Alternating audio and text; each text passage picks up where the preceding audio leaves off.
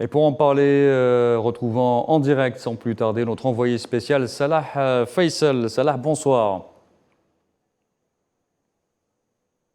Bonsoir Abdelkader. Alors Salah, comment se passe la préparation des Verts à 4 jours de leur première sortie à cette CAN face à l'Angola?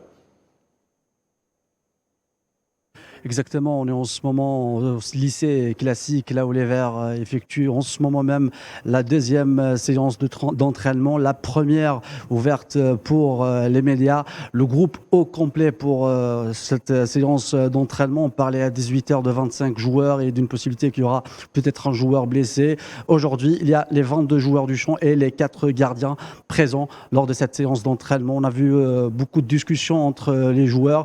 L'atmosphère est bonne. On parle aussi on parle d'une famille, il y a de la fraternité dans cette équipe, il y a de l'expérience, il y a de la jeunesse et je pense que cette préparation des CAN passe à merveille. Et pour selon parler vous, aussi, j'ai vu beaucoup de... Oui. Selon vous, Salah Faisal, quels sont les objectifs des Verts pour cette CAN en Côte d'Ivoire?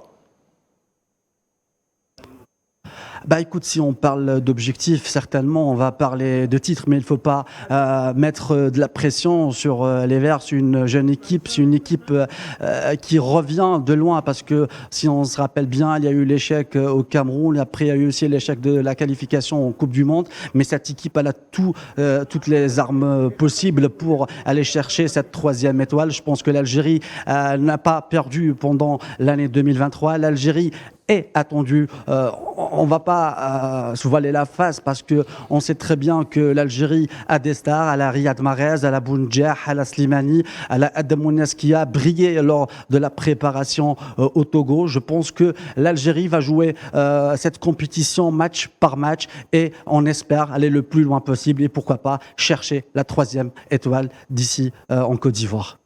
Merci beaucoup pour toutes ces précisions, Salah Faisal. Merci d'avoir été avec nous depuis Bouaké, où l'équipe nationale, je vous le rappelle, vient d'effectuer sa 2e séance d'entraînement.